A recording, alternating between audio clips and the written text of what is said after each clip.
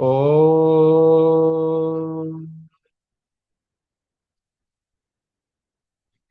श्री गुरुभ्यो नमः। ओम सहना भवतु, सहनौ भुनक्तु, सह वीर्यं करवावहै, तेजस्विनावधीतमस्तु मा विद्विषावहै। ओम शांति शांति शांति।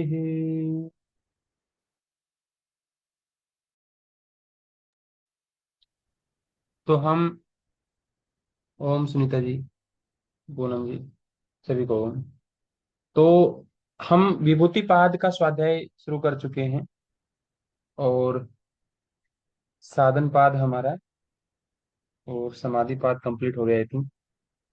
कुछ दिन हमारी अवकाश हो गया कक्षा का। एक बार थोड़ा कंफर्म कर लेते हैं कितना हमारा हो गया था।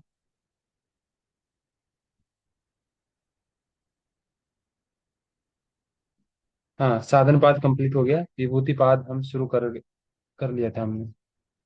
ठीक है। तो विभूति पाद पांच जो योग के अंग हैं, यम नियम आसन प्राणायाम और प्रत्याहार, उन पांच अंगों को बहिरंग कहा गया और उनकी चर्चा साधन पाद में हमने कर ली। अब जो बच गए तीन, धारणा, ध्यान और समाधि, उनकी चर्चा यहाँ पर होगी। समाधि की चर्चा विस्तृत रूप से तो पहले अध्याय में हो चुकी है, लेकिन उस समाधि को धारणा और ध्यान के साथ संयुक्त करके जब वो संयम बन जाती है, तीनों का एक एक रूप जो हो जाते हैं, उसका क्या परिणाम होता है उसकी चर्चा यहाँ पर होगी। समाधि का विस्तृत वर्णन हम पहले अध्याय में कर चुके हैं, समाधि पाद में। तो सबसे पहले आती है धारणा। प्रत्याहार हमने देखा, यम दूसरों के लिए, नियम अपने लिए, आसन से सुखपूर्वक और स्थिरता पूर्वक बैठना आसन, और प्राण की गति का विच्छेद करना प्राणायाम, इंद्रियों को अंतर्मुखी बना लेना प्रत्याहार, और देश बंद चित्त से धारणा, कि किसी भी एक स्थान पर, देश यानी कि स्थान, बंद यानी कि वहां पर बांध देना, चित्त से, चित्त का, चित्त को, चित्त का बांध देना या चित्त को बांध देना, वो धारणा कहलाती है। किसी भी एक स्थान पर जब हम चित्त को बांध देते हैं तो वो हमारी धारणा बन जाती है। और उस धारणा का क्या परिणाम होता है वो हम देखेंगे जब ये ध्यान के साथ और समाधि के साथ संयुक्त होती है, तब हम इसका देखेंगे क्या परिणाम निकलता है। लेकिन शास्त्र में कहा जाता है कि धारणा कैसी होनी चाहिए, जब हम किसी विषय के बारे में अपनी धारणा बनाएं तो वो बार बार बदलने वाली नहीं होनी चाहिए। जैसे पानी, एक बर्तन से हम, ये बाल्टी है नीचे, है ना, बाल्टी तो हम थोड़ी ठीक सी बना देते हैं, इतनी तो ड्राइंग आती है हमें, थोड़ी ठीक सी। ये बाल्टी हो गई हमारी, बाल्टी लग रही है कुछ, बाल्टी मान लो इसको। यहाँ से हम एक मग से जब इसमें पानी डालते हैं तो वो इसमें फ्लो नहीं होता, उसमें बीच बीच में आपने देखा होगा बुलबुले टाइप के या ब्रेक लगता है ना, पानी से जब गिरता है पानी तो आवाज भी आती है। लेकिन अगर इस पानी की जगह यहाँ पर तेल ले लो आप, है ना, तेल में एक धारा होगी कंटिन्यू, एक फ्लो होगा, और वो जब गिरेगा इसमें तो बहुत कम या ना के बराबर ही ध्वनि करेगा। तो धारणा हमारी ऐसी होनी चाहिए, ऐसा ना हो कि किसी चीज के बारे में हमने कोई विचार तो कर लिया, धारणा अपनी परसेप्शन तो बना लिया, लेकिन वो बदलता रहता है ना। तो तैलवत धारणा की चर्चा होती है। फिर यही धारणा जब थोड़ी और गहरी हो जाती है तो यही धारणा ध्यान बन जाती है। तत्र प्रत्येक तानता ध्यानम, यानी कि जब हम धारणा में गहरे चले जाते हैं तो फिर वो हमारी धारणा टूटती नहीं है, वो बिल्कुल एक फ्लो में कंटिन्यू बनी रहती है, स्वाभाविक रूप से बनी रहती है, एक सार से चली रहती है वृत्ति। उसके बारे में जो जिस भी विषय के बारे में विचार कर रहे थे वो एक फ्लो में कंटिन्यू चलता ही रहता है विचार। फिर बार बार हमें जानबूझ करके विचार करने की आवश्यकता नहीं पड़ती। जैसे हम नाम जप करते हैं तो शुरुआत में तो हमें जानबूझ करके बोलना पड़ता है, राम राम राम राम राम राम। अगर हम बोलना बंद कर दे तो बंद हो जाता है। जब हमें जानबूझ करके एफर्ट लगा करके बोलना पड़ रहा है तो वो धारणा मान लीजिए उसको। लेकिन फिर हम अगर चुप भी हैं इतना रिपीटिशन हो गया हमारा, इतना अभ्यास हो गया कि हम नहीं भी बोल रहे हैं तो भी राम राम अंदर से बोला जा रहा है। हमारा दिमाग अंदर से, अंतःकरण हमारा कंटिन्यू राम राम के नाम से प्रकाशित हो रहा है, कंटिन्यू चल रहा है, वो बिना बोले भी चल रहा है, अजप अजप चल रहा है। तो वो ऐसी स्थिति जब आ जाती है, उसको हम ध्यान कहते हैं, कि कोई भी वृत्ति एक सार हो जाना, यानी कि वो लगातार बनी रहना है प्रवाह में, उसको हम ध्यान कहेंगे। तत्व प्रत्येक तानता ध्यानम। यानी कि जिस विषय पर हमने ध्यान लगाया था, धारणा की थी, सॉरी, जिस विषय पर हमने धारणा की थी, उस विषय का बोध सतत रूप से बना रहे, निरंतर कंटिन्यू बना रहे, वो विषय छूटे नहीं, कंटिन्यू हम उसको अनुभव कर पाए, वो ध्यान कहलाता है। और तब ध्यान ही जब और गहराई में चला जाता है तो वो समाधि बन जाता है, जिसमें क्या होता है। अब धारणा देखिए, धारणा, ध्यान, हमने एक विषय के बारे में सोचा, क्या था यहाँ पर, विषय था, उस विषय के बारे में सोचा, यानी कि अपने मन को उस विषय पर लगाया, जबरदस्ती बांधा। जैसे हम गाय का एग्जाम्पल देते हैं, गाय हमारी भाग रही थी इधर उधर गलियों में, कभी इधर भाग जाती, कभी उधर भाग जाती, तो हमने फिर गाय के गले में रस्सा डाल दिया, और उसको फिर अपने घर तक लेकर के आने शुरू कर दिया हमने। ध्यान रखें, अभी बांधी नहीं है गाय को हमने, है ना, अभी गाय को बांधा नहीं है, पहले गाय खुली हुई थी, उसमें रस्सा नहीं डला हुआ था, तो वो इधर उधर भाग रही थी।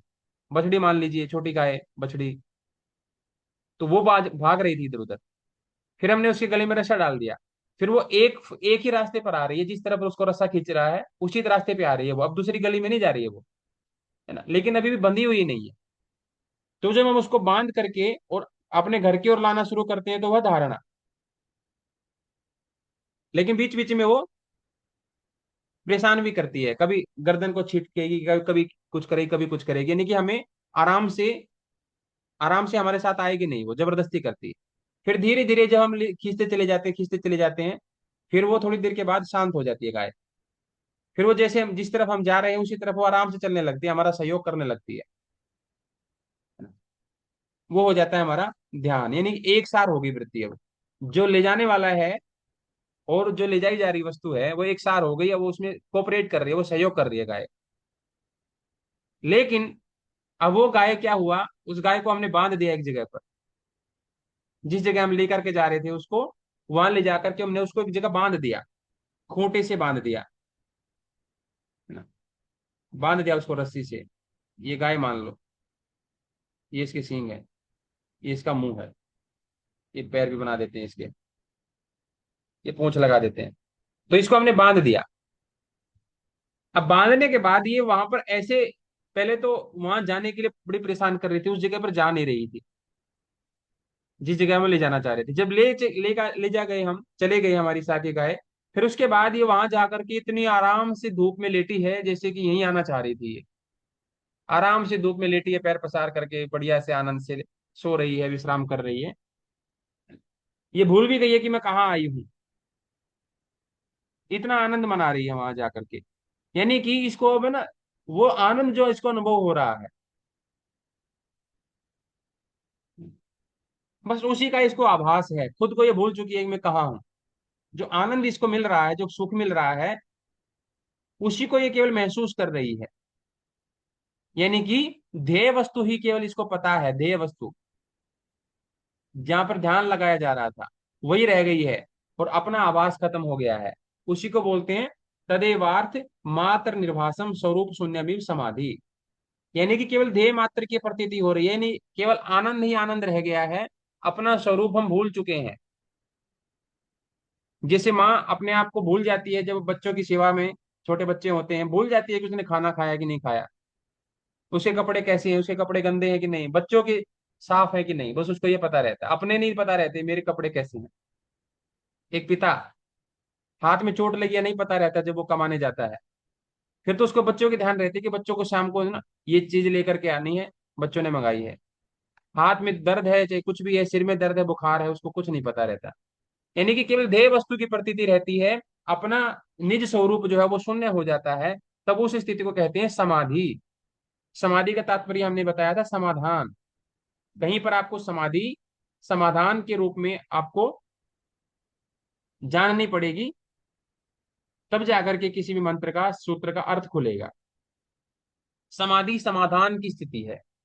समाधान का मतलब ये होता है कि जब बहुत सारी वृत्तियां मन में आती हैं और उनमें से केवल एक वृत्ति को पकड़ करके हम आगे बढ़ जाते हैं, उसका नाम होता है समाधान, समाधि। और उससे पहले क्या होता है? उलझन, द्वंद्व, है ना। पहले तो होता है अनंत वृत्तियां, पहले होती है उलझन, उलझन के बाद आता है द्वंद्व, यानी कि बहुत सारी वृत्तियों में से केवल दो रह गई अब।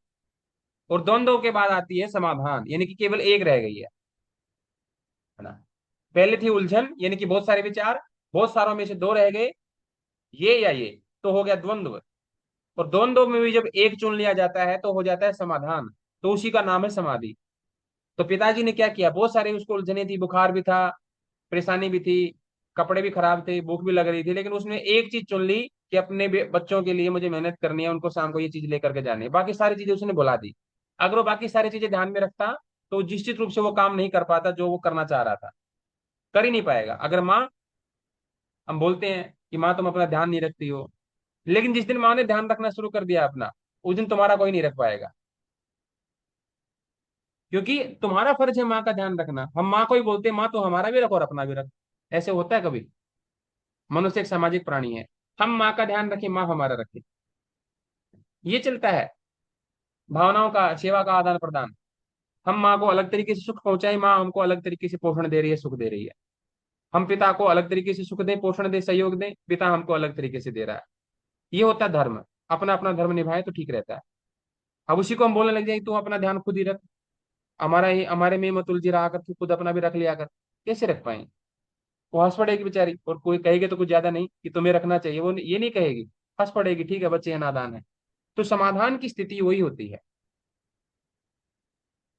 तदेव आत्मार्थ निर्भासम स्वरूप सौंदर्य समाधि, कि जब हम अपने स्वरूप को भूल जाते हैं और ध्येय वस्तु केवल प्रतीत होती है, वही होती है समाधि। तो हमने तीन चीजें समझी, धारणा, ध्यान और समाधि।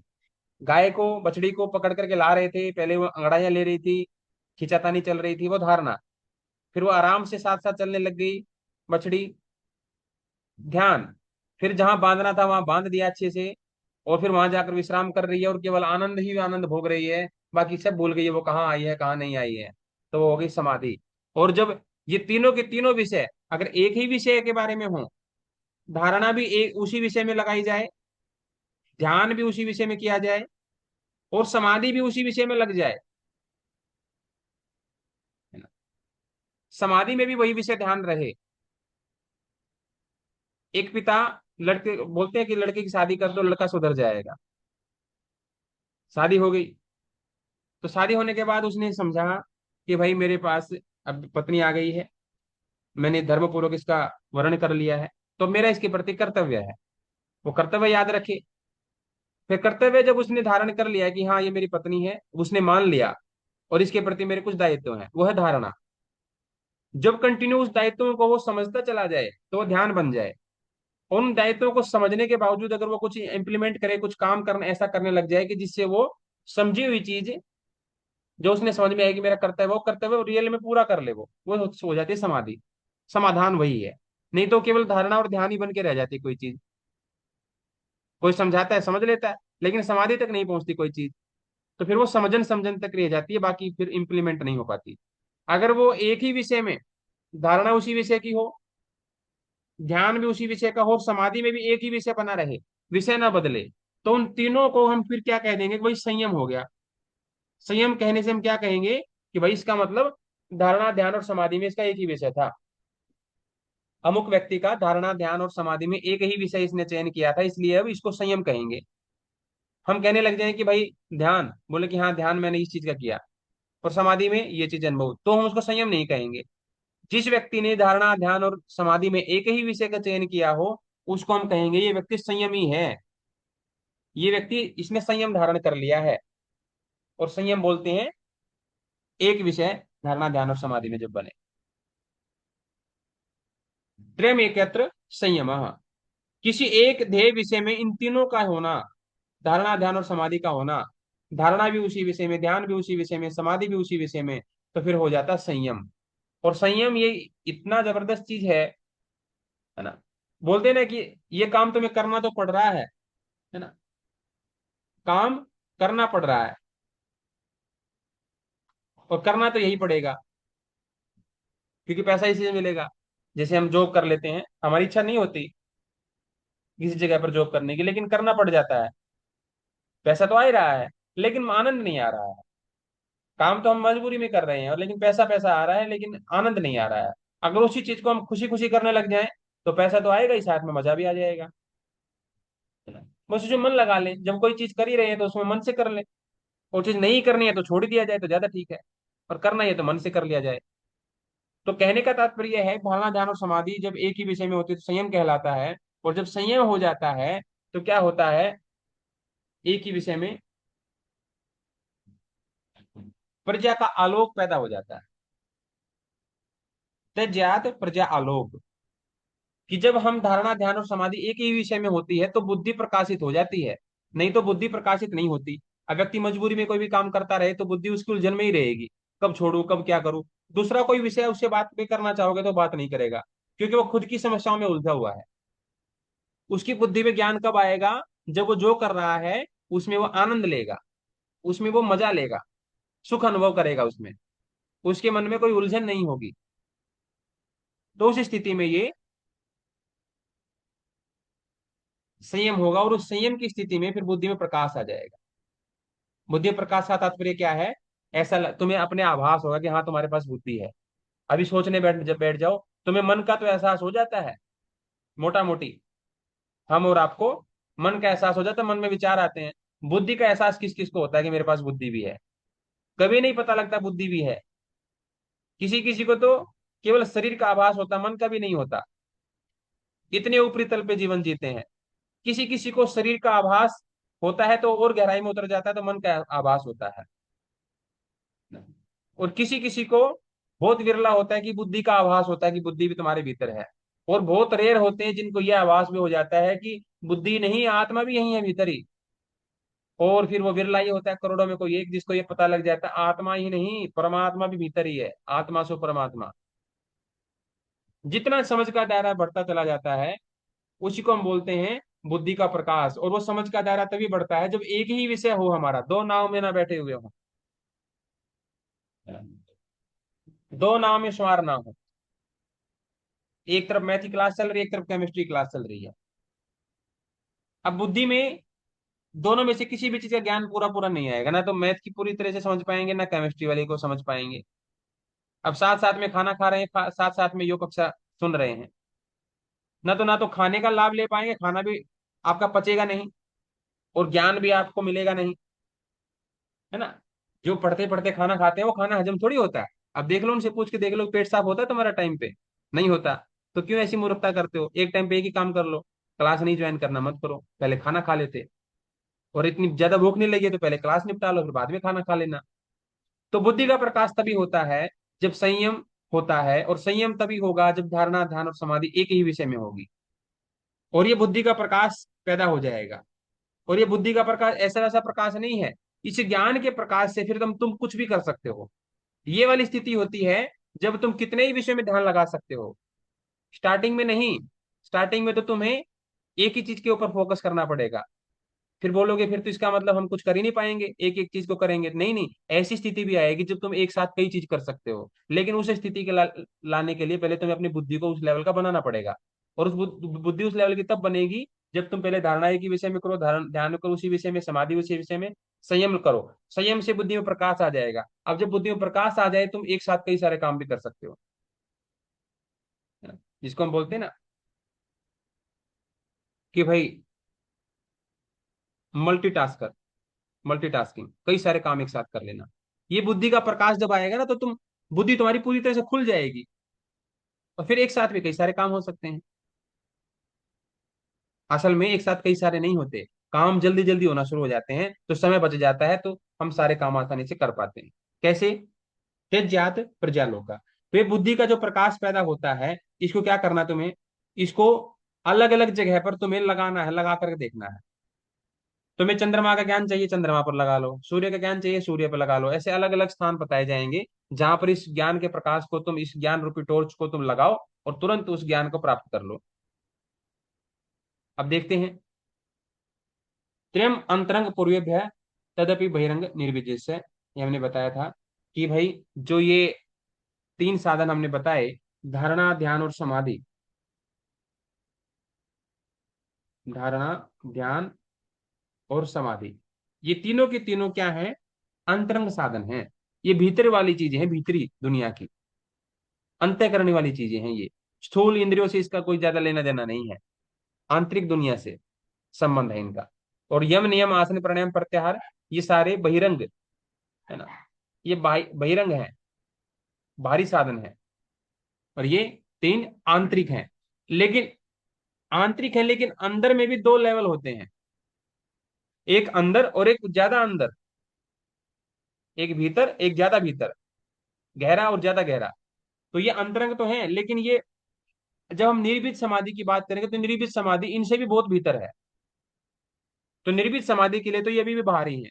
सेम ऐसे ही जैसे पुराने समय पर घर होते थे, तो पूरा ऐसे एक गली होती है, गली में एक मेन गेट होता है ना, ये एक घर, ये एक घर, कई सारे घरों का एक ही मेन गेट है कॉमन।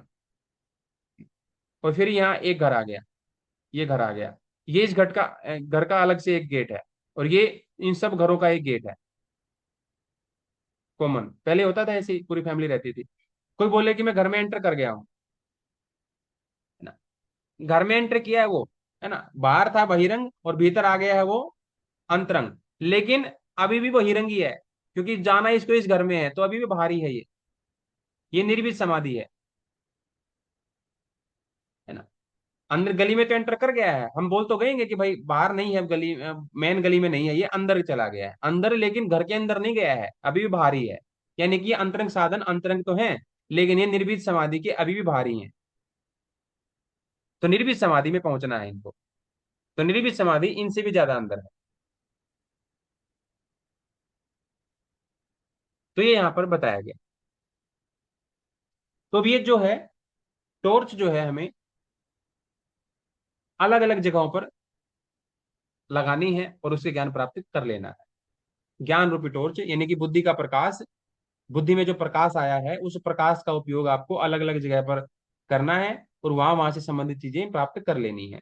जैसे अब आपको दुकान पे गए, आपको एक कपड़ा खरीदना है, तो आपको अलग अलग कपड़े दिखाए जाएंगे, अब उनको टच करो और फील करो कि भाई नायलॉन का लेना है कि टेरिकोट का लेना है कि सूती लेना है, कि टच करते जाओ। इन्हीं हथेलियों से, इन्हीं हाथों से तुम सारे कपड़ों को टच करोगे और सबको बताते चले जाओगे, है ना। नायलॉन वाला भी कपड़ा ऐसे ही टच करोगे, सूती वाला भी ऐसे ही करोगे, टेरिकोट वाला भी ऐसे ही करोगे। तो ऐसे ही इस बुद्धि का प्रकाश लेकर के तुम अलग अलग जगहों पर उसको लगाओ, उस प्रकाश को, और वहां वहां की चीजें इंफॉर्मेशन तुम्हें ले लो। हम टॉर्च लगाएंगे, इस टॉर्च का इस्तेमाल हम करेंगे बाद में। पहले हम चित्त के परिणामों के बारे में समझ लेते हैं कि चित्त के परिणाम क्या क्या होते हैं। यानी कि महर्षि पतंजलि ने तो बता दिया कि भाई चित्त की वृत्ति का निरोध करना है, वो योग है।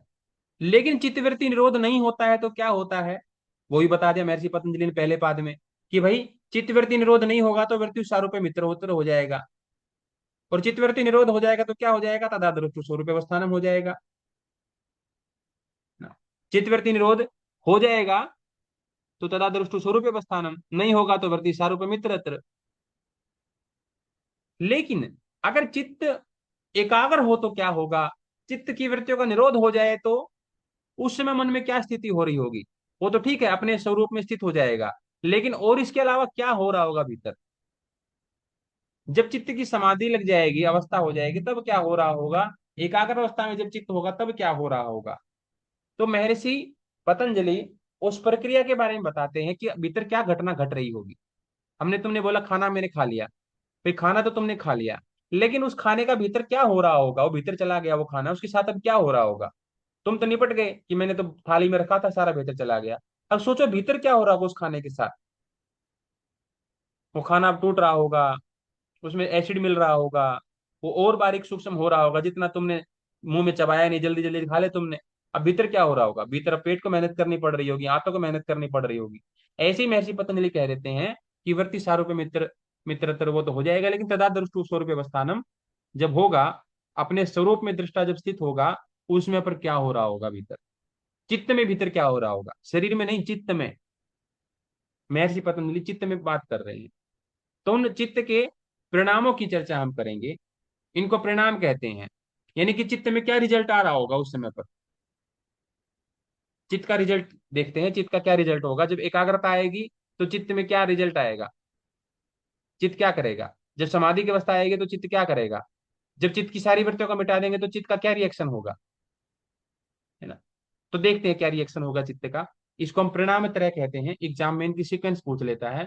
और नशे के नाम से भी इसको आप शॉर्ट में याद करने के लिए, नशा, अध्यात्म का नशा, इसको आप इस रूप में भी ले सकते हो। तो सबसे पहले चित्त के निरोध परिणाम की बात करते हैं। तो चित्त का निरोध परिणाम जब होगा, यानी कि जब चित्त में वृत्तियों का निरोध हो रहा होगा, तो उस समय पर चित्त में क्या हो रहा होगा। तो व्युत्थान निरोध संस्कार यो अभिवो प्रादुर्भाव निरोध क्षण चित्तानवयो निरोध परिणाम, कि चित्त का निरोध परिणाम जब होगा तो क्या होगा, व्युत्थान अवस्था के संस्कार दब जाएंगे और निरोध अवस्था के संस्कार प्रकट हो जाएंगे। व्युत्थान अवस्था वाले संस्कार एक संस्कार होते हैं जो कंटिन्यू उठते रहते हैं, और एक संस्कार ऐसे होते हैं जो दब जाते हैं। होता है कि नहीं होता है। कौन से होते हैं, अब देखो, नॉर्मली आपके मन में किसी ने आपको कुछ गाली दिया, तुरंत पहला रिएक्शन क्या आया, कौन सा संस्कार उठा, कौन सी वृत्ति उठी। इसको तो मैं जवाब दे देता बस, वृत्ति उठती है। वृत्ति कौन सी उठेगी, जो नकारात्मक वृत्ति होगी पहले उठ के भागेगी, मैं कर लो कुछ। और दूसरी एक वृत्ति आएगी, इसको क्षमा कर दो, वो दब जाएगी। अरे क्षमा करो, उपेक्षा करके आगे बढ़ो, नहीं टकराना है ना, टकराने की आदत बनी हुई है। उसने कुछ बोल दिया, टकराना है। ईगो, तुम्हारा ईगो हर्ट हो गया तो टकराना है। तो व्युत्थान के संस्कार बोलते हैं, उनका नाम बोला क्योंकि वो तुरंत उठ के भागते हैं। जैसे तीन दोषों को दोष बोल दिया, वो तो धातु है, लेकिन जब दूषित होने की बारी आती है सबसे पहले वो दूषित होते हैं कि हम होंगे दूषित, हमें करो गंदा जितना करना है। इसलिए उनका नाम ही दोष रख दिया। ऐसे ही जब कोई वृत्तियां, जब कोई हमें कुछ कहता है, रिएक्ट जब हम करते हैं, जो वैली वृत्ति उठ करके भागती हैं, उनका नाम ही रख दिया व्युत्थान। जैसे किसी का नाम रख देते हैं भुक्खड़, क्योंकि हर चीज भूख खाने की बात करता रहता है भुक्खड़, कुछ भी कह लो, भूख लगी, हाँ मुझे भूख लगी है ना? कुछ भी बोले, आइसक्रीम खाओगे, हाँ मुझे बहुत भूख लगी है, कुछ भी बात कर लो, कोई अपनी बात, उसका नाम ही रख देते हैं भुक्कड़। अब कोई भी चीज खाए वो उठ करके वही, सबसे पहले वही बोलेगा। तो ऐसे ही व्युत्थान अवस्था के संस्कार जो हैं, उनको व्युत्थान अवस्था के संस्कार बोल दिया गया, क्योंकि ये उठ उठ कर भागते हैं बार बार। तो ये क्या करेंगे, जिनकी उठने वाली आदत है ना, ये संस्कार स्वाभाविक रूप से उठ के भागते थे। और निरोध वाले संस्कार, जो आंतरिक आवाज होती है, अंतरात्मा की आवाज, वो कंटिन्यू दबती रहती है। जब हम ये नॉर्मल लाइफ जो जीते हैं, जैसे हम लाइफ जी रहे हैं, वैसे अगर लाइफ जीते रहे तो क्या चल रहा है हमारे भीतर, कि उत्थान व्युत्थान वाले संस्कार कंटिन्यू भाग रहे हैं उठ उठ करके, और निरोध वाले संस्कार यानी कि आत्मा की आवाज कंटिन्यू दबती जा रही है। और ये हर परिस्थिति में होता जा रहा है। कोई भी आप काम कर रहे हो, मन के अनुसार, वृत्तियों के अनुसार आप अपने एक्शन करते जा रहे हो, और तुरंत मन, आत्मा की आवाज आपकी हमेशा दबती जा रही है, और वो दबती ही चली जा रही है। एक बार भी शायद ही कोई चांस हो जब हम आत्मा की सुनते हैं, लेकिन आत्मा बिल्कुल बोलना बंद फिर भी नहीं करती है, हर समय आगाह करती रहती है, चेतावनी देती रहती है, अपना कार्य नहीं छोड़ती वो आत्मा। अब बोलना नहीं छोड़ती कि ये सुनता सुनता तो है ही नहीं, बताना छोड़ देती हूँ, नहीं नहीं, अपना फर्ज नहीं छोड़ती वो, अपना धर्म नहीं छोड़ती। आत्मा अपना धर्म निभाती है, कि आज नहीं तो एक दिन, जिस दिन सुनेगा, जिस दिन उसको जरूरत पड़ेगी कि ये तो मैं गलत चल रहा था, और तो उस समय कोई दूसरी आवाज ना मिली तो क्या होगा, उस समय दूसरी आवाज आसपास ना मिली तो क्या होगा। इसलिए आत्मा कहती है कि क्या पता इस इंसान को कब समझ में आ जाए, इसलिए बोलते रहो, बोलते रहो, बोलते रहो, है ना। कम से कम जिस दिन उसे थकेगा, स्वाभाविक वृत्तियों से तब थकेगा, तो मेरी ही तो सुनेगा, और उस समय मैं उपलब्ध ना रही तो फिर किसकी सुनेगा। तो आत्मा हमेशा अपना धर्म निभाती रहती है। तो ये नॉर्मली लाइफ में ऐसा होता रहता है। इसको हम व्युत्थान वाले बोल देंगे, इसको हम निरोध वाले संस्कार बोल देंगे। ये कंटिन्यू नीचे की ओर दब रहे हैं, और ये व्युत्थान वाले ऊपर उठ रहे हैं। लेकिन जब निरोध की अवस्था आएगी, है ना, जब चित्त में निरोध का परिणाम आ रहा होगा, तो उल्टा हो जाएगा। ये तो नीचे की तरफ आना शुरू हो जाएंगे, और ये ऊपर की तरफ आना शुरू हो जाएंगे। पहले ये डोमिनेट कर रहे थे, अब ये डोमिनेंट हो जाएंगे। बोले कि तुम्हारा टाइम खत्म हो गया, अब हम चलेंगे, अब हमारा समय आ गया है। तो जो कंटिन्यू संस्कार उठ कर भागते थे वृत्तियां, वो अब नीचे दबना शुरू हो गई, क्योंकि उनकी असलियत पता लग गई। अब वो उठ के नहीं भागेंगे, अब निरोध वाले उठ के खड़े हो जाएंगे, ये कमान संभाल लेंगे अपनी। तो निरोध परिणाम जब होता है, यानी कि चित्त की वृत्तियों का जब निरोध हो रहा होता है निरोध काल में, उस समय पर चित्त में ये हो रहा होता है, यानी कि व्युत्थान वाले संस्कार कंटिन्यू दब रहे होते हैं। जो पहले निरोध वाले संस्कार कंटिन्यू दब रहे थे सालों साल से, वो दबते चले जा रहे थे, अब दबने का समय इनका आ गया, व्युत्थान वाले संस्कारों का दबने का समय आ गया है। और ये कैसे दबते चले जाएंगे, ये कंटिन्यू चलता रहता है। आप बोले गुरुजी वो जब उठ रहे थे, उठते ही जा रहे थे, ये दब रहे थे तो दबते ही जा रहे थे नॉर्मली, है ना। मतलब एक बोलते हैं ना, एक बार जो दबना शुरू करता है दबता ही चला जाएगा, फिर उसके बाद वो ऊपर नहीं उठेगा। एक बार जो दबना शुरू करता है जिसने, एक बार जिसने दुष्कर्म पर, पाप पर, अत्याचार पर चुप रहना शुरू कर दिया, फिर वो चुप ही रहेगा, उसके बाद वो बोलेगा नहीं। कब बोलेगा वो?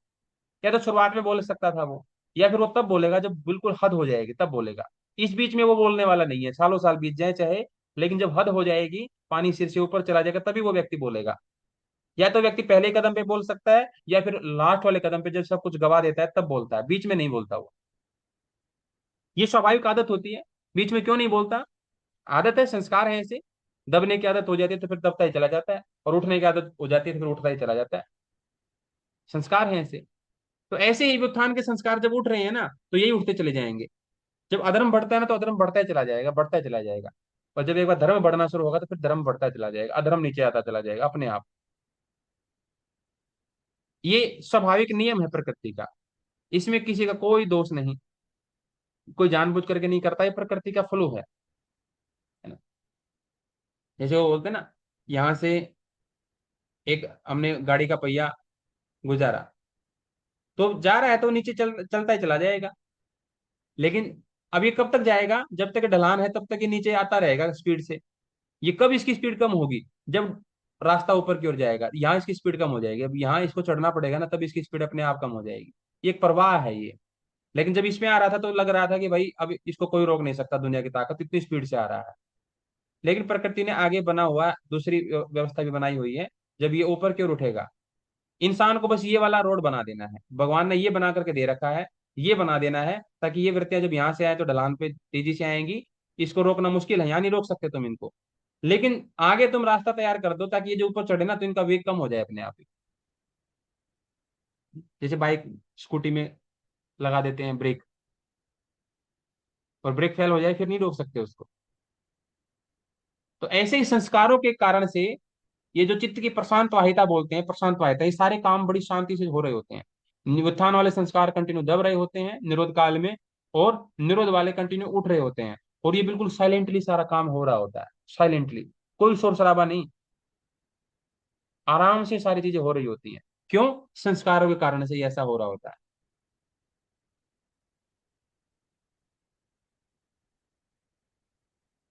ये परिणाम समझ में आ गया सभी को? थम्स अप करिए एक बार। कोई डाउट तो नहीं किसी का? ओके, ठीक है। चलिए, तो चित्त का निरोध परिणाम सबको समझ में आ गया। अब चित्त का समाधि परिणाम सेम टू सेम वैसा ही है, थोड़ा सा बस उसमें प्रक्रिया बदल जाती है। चित्त का जब समाधि परिणाम जब आएगा, चित्त जब समाधान की अवस्था में होता है, जब आपको लगता है ना कि हाँ मुझे सॉल्यूशन मिल गया किसी चीज का, है ना, आपको तो सॉल्यूशन मिल गया, लेकिन आपके चित्त में क्या हो रहा है, महर्षि पतंजलि यहाँ तक की बात करते हैं, आपको तो लगता है सॉल्यूशन मिल गया मुझे, मेरी बात का समाधान मिल गया, लेकिन उस समाधान की स्थिति में भीतर क्या हो रहा है? मिलना तो ऊपर मोटी मोटी बात हो गई, ऊपरी ऊपरी बात है, लेकिन भीतर क्या घटना घट रही होती है चित्त में, अंतर में, अंदर में? उसमें पर सभी प्रकार के विषयों के चिंतन करने की वृत्ति घट रही होती है, और किसी एक ध्येय पर, विषय पर चिंतन करने वाली एकाग्रता बढ़ रही होती है। यही चित्त का समाधि परिणाम है। अब इसके विपरीत सामान्य अवस्था में अगर बात करें, जब चित्त समाधान की अवस्था में नहीं होता, समाधि की अवस्था की बात तो कर ली, जब समाधि की अवस्था आएगी, जब समाधान आएगा, लेकिन नॉर्मली हम समाधान में तो नहीं जीते हैं। अब देखो, किसी ने आपको कह दिया कि भाई चलो हरिद्वार में फलाना फलाना कोर्स हो रहा है, चलो करेंगे, एक्यूप्रेशर का कोर्स हो रहा है, एक्यूपंचर का हो रहा है, नाइट का हो रहा है, ये हो रहा है, वो हो रहा है, तुरंत भाग के खड़े हो जाओगे, हाँ हाँ मुझे तो जरूरत है डाइट की, मुझे तो जरूरत है एक्यूप्रेशर की। ये कोई ये नहीं देखेगा कि कौन कराने वाला है, कितने रुपए ले रहे हैं, बैकग्राउंड क्या है उसका, और वो सर्टिफिकेट देगा, ऑफलाइन होगा कि ऑनलाइन होगा, प्रैक्टिकल होगा कि नहीं होगा उसमें, कितनी जानकारी उससे बढ़ेगी हमारी, जितनी उसका सिलेबस क्या है, उसमें जितनी चीजें बताई गई है वो हमें पता है कि नहीं पता है, कुछ नहीं देखेगा वो। बस चलो, एक्यूप्रेशर भाग हम भाग, 5,000 रुपये दे दो, कोई बात नहीं, 5,000। क्यों? उसने लिख रखा था कि आप 10 दिन में एक्यूप्रेशर थेरेपिस्ट बन जाएंगे। तो 10 दिन में, 10 दिन में कौन नहीं बनना चाहेगा? कोई नहीं देखेगा 10 दिन में बनना, कौन बेवकूफ बन जाता है? कौन बेवकूफ 10 दिन में एक्यूप्रेशर का या किसी भी चीज का थेरेपिस्ट या मास्टर बन जाता है? और अगर बन भी जाता है तो ऐसी चीज को तो बिल्कुल कोई मतलब ही नहीं है ऐसी चीज का, जिसको 10 दिन में तुम बन सकते हो, इसका 10 दिन में कोई और भी बन सकता है। फिर तुम्हारे भीतर विशेषता क्या है, और उस ज्ञान में कौन सी विशेषता है जिसको 10 दिन में सब पा सके? तो स्वाभाविक रूप से हमारी, कोई भी हमने एक चीज कह दे, तुम्हें पेपर 1 देना है, तुम्हें पेपर 2 करना है, तुम्हें ये करना है, तुम्हें वो करना है, तुरंत हमारी वृत्तियां वही उसी के बारे में सोचना शुरू कर देती है। हमारी मन की आदत है, स्वाभाविक रूप से हमारी आदत है, क्योंकि हम समाधान की स्थिति में नहीं है, क्योंकि हमें अपने जीवन में का पता नहीं है कि हमें करना क्या है। इसलिए हम हर एक चीज से इन्फ्लुएंस हो जाते हैं। कोई कह देता है आज मटर पनीर बनाएंगे, बना लो। कोई आज कह देगा आज पालक की सब्जी बनाएंगे, आज ये बनाएंगे, आज वो बनाएंगे, बना लो, कोई मतलब नहीं। और कोई व्यक्ति अगर देखना चाहे आज ये बनाएंगे, नहीं नहीं आज ये नहीं बनाएंगे, क्यों? डाइजेशन हमारा बिल्कुल बढ़िया है, योगाभ्यास करके बढ़िया कर रखा है। अब जो खाना बनेगा डाइजेशन के अकॉर्डिंग बनेगा, पेट के अकॉर्डिंग, जीभ के अकॉर्डिंग नहीं बनेगा। अब मन कर रहा है, ये मन मन तो कुछ करता ही रहेगा। मन का क्या है? मन को खाना खाना है क्या? खाना तो शरीर को खाना है, तो शरीर की सुनो। तो स्वाभाविक रूप से हर एक विषय का चिंतन करने वाली वृत्तियां हमारे भीतर उठती रहती हैं, और एक विषय पर चिंतन ना हो पाए, पूरा प्रयास इसी का रहता है। क्योंकि जिस दिन हम एक विषय पर चिंतन करने लग जाएं तो हमारी एकाग्रता बढ़नी शुरू हो जाती है, और वो तभी आता है जब हमारे संशयों का निवारण हो जाता है, यानी कि जब हम समाधान की स्थिति में होते हैं। तो फिर हम एक ही चीज के बारे में सोचेंगे, ज्यादा चीजों के बारे में नहीं। अच्छा, योग करना है, हाँ बस योग ही करना है। दूसरी कोई चीज, दूसरी चीज के ऊपर हमें करना होगा तो बाद में देखेंगे, लेकिन पहले तो योग को बहुत अच्छे तरीके से कर लें एक बार, है ना? आधे अधूरे 10 जगह पर गड्ढा खोदने से बढ़िया एक जगह पर 250 फीट गहरा गड्ढा खोद लें, ताकि पानी निकल आए, और उसी से हमारा आजीविका भी चल जाएगी। हमें अपने आप को ये नहीं दिखाना कि हम बड़े विद्वान हैं, हमें एक ही चीज की गहराई से जाना है, ताकि उससे आजीविका भी चले और ज्ञान भी बढ़े हमारा। तो सब प्रकार के विषयों का चिंतन करने वाली वृत्ति कब नष्ट होगी? जब समाधान की स्थिति होगी, तब वो नीचे की तरफ दबना शुरू होगी, नहीं तो वो ऊपर की ओर बढ़ती चली जाती है ना? इसका ऊपर की ओर बढ़ना कम हो जाएगा जब हमारे पास कोई सॉल्यूशन आ जाएगा, समाधान आ जाएगा। ये वृत्ति धीरे धीरे कम होने लगेगी, और एक विषय का चिंतन करने वाली वृत्ति बढ़ने लगेगी। एक ही विषय का चिंतन करना, तो ये समाधि की अवस्था में, यानी कि समाधान समाधान जब हमारे पास होता है, जब सॉल्यूशन होता है, तब हम क्या करते हैं? बाकी सारे विषयों को छोड़ देते हैं, केवल एक विषय को पकड़ करके आगे बढ़ जाते हैं। वो होती है समाधि की अवस्था। उसी को हम कहते हैं समाधान की अवस्था। समाधि क्या है? समाधि जब हमें सारे ही समस्याओं का समाधान मिल जाता है तो समाधि है। असल में समाधान जो जीवन का होता है वो समाधि का एक छोटा हिस्सा होता है, एक झलक होती है समाधि की। जब तुम एक विषय में निश्चिंत हो जाते हो कि हाँ ये क्लियर हो गया मुझे, तो आनंद आता है ना। अगर सारे ही तुम्हारे विषयों के बारे में तुम्हारी क्लैरिटी हो जाए, जीव जगत और जीवन के सारे प्रश्नों का हल हो जाए, तो वो समाधि हो जाएगी, है ना?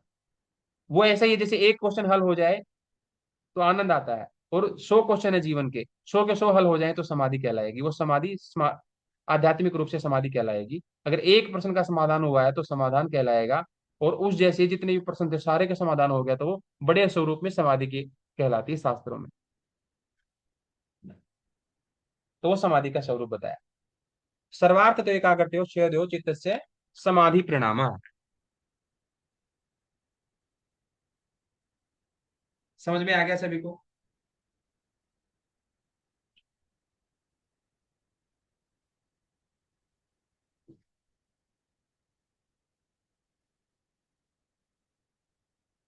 ठीक है जी। आगे है चित्त की एकाग्रता परिणाम, कि जब हमारा चित्त एकाग्र अवस्था में होता है, जो हमने पहले बात की कि एकाग्रता बढ़नी शुरू हो जाती है, एक विषय का चिंतन। तो एकाग्रता जब आती है तब क्या हो रहा होता है? एकाग्रता, क्यों एकाग्रता की इतनी महिमा है? क्यों फोकस, केवल फोकस शब्द लिखने से सोशल मीडिया पर ट्रेंड हो जाते हैं आज के समय पर? Focus, how to get focus, focus कैसे प्राप्त करें? रिसर्च हुई है कि स्वाभाविक रूप से जब तक सोशल मीडिया नहीं आया था, एक इंसान जो है ना, धारणा, ध्यान समाधि समझ में आएगी आपको, और परिणाम तरह भी समझ में आएगा। एग्जाम्पल बड़ा अच्छा है ये। जब तक सोशल मीडिया नहीं आया था, एक इंसान, सामान्य इंसान, एक विषय पर अगर उसको दे दिया जाए कि भाई तुम्हें इस विषय के बारे में सोचना है, तो कितनी देर वो एक विषय पर सोच पाता था? 15 से 20 सेकंड वो उसी विषय पर कंटिन्यू लगातार सोच सकता था। 15-20 सेकंड कितना बड़ा टाइम होता है? कुछ भी नहीं होता। लेकिन एक सामान्य इंसान इतने समय तक कम से कम एक विषय पर टिक पाता था, सोच पाता था। और जब 15-20 सेकंड एक विषय पर हो गया, तो शॉर्ट टर्म मेमोरी से वो बाहर हो गई चीज, लॉन्ग टर्म मेमोरी में जाने लग गई। तो धीरे धीरे वो फिर कंटिन्यूटी बना सकता था, यानी संभावनाएं ज्यादा थी। लेकिन आज सोशल मीडिया के आने के बाद या सोशल मीडिया का इस्तेमाल करने के बाद एक इंसान का फोकस कितना रह गया है? Average 3 second, 3 second. 3 सेकेंड तक वो एक विषय पर टिक पाता, 3 सेकेंड के बाद उसको नया विषय चाहिए। और जो मेंटली डिस्टर्ब हो चुका होता, तो 3 सेकेंड भी एक विषय पर नहीं टिक पाता। आप लगेगा 3 सेकेंड कितना बड़ा टाइम होता है? उससे पूछ के देखो जिसको मानसिक समस्याएं हैं, एंजाइटी, डिप्रेशन, स्ट्रेस है, 3 सेकेंड भी अगर वो टिक पाए एक विषय पर, तो बहुत बड़ी बात है। कितना रिड्यूस हो गया है फोकस? 15-20 से 3 पर आ गए हैं। और एवरेज बताया 2-3। इसलिए बोलता हूं मैं, माइंड हमारी बहुत बड़ी एसेट है। अगली बार जो भी हमें बीमारियां बनाई जाएंगी या हमें कंट्रोल किया जाएगा, वो केवल माइंड को कंट्रोल करके सारी चीजें हासिल हो सकती हैं। माइंड को कंट्रोल कर लो, सब कुछ कंट्रोल हो जाएगा। तो चित्त में जब एकाग्रता आएगी, फोकस आएगा, तो फिर चित्त में क्या हो रहा होगा? तन ततः पुनः शांतोदितो तुल्य प्रत्योत चित्त से एकाग्रता परिणाम, कि फिर से जब शांत होने वाली और उदित होने वाली वृत्तियां एक जैसी हो जाती हैं, उसमें पर एकाग्रता परिणाम होता है। जब वृत्तियां धीरे धीरे शांत होने वाली थी, जो यानी कि जिनको शांत करना था हमें, वो शांत हो रही हैं। और जिनको उदय होना था, वो उदय हो रही हैं। जब वो एक लेवल पर हो जाती हैं, यानी कि उतना ही, जैसे बोलते हैं ना प्राण और अपान, उतना ही अब प्राण जो है नीचे की कदम, 2 कदम नीचे बढ़ा दे, 2 फीट नीचे उतर ले प्राण, और अपान 2 फीट ऊपर ऊपर चला जाए। और जब जहां यहाँ आकर के मिलती हैं, उसको बोलते हैं एकाग्रता प्रणाम। शांत होने वाली भी नीचे आ जाए और उदय होने वाली ऊपर चली जाए।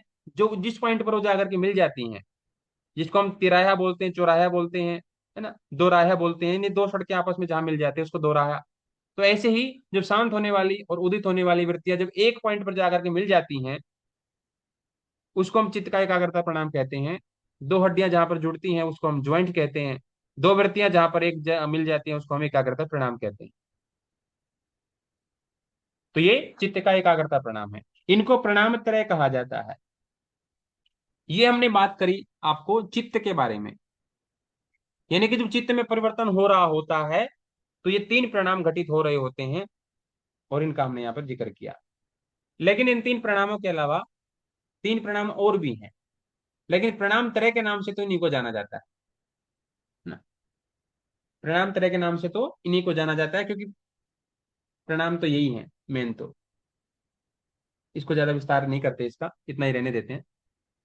3 परिणाम और भी हैं, लेकिन वो जो परिणाम है, वो 5 महाभूत और इंद्रियों से संबंधित हैं।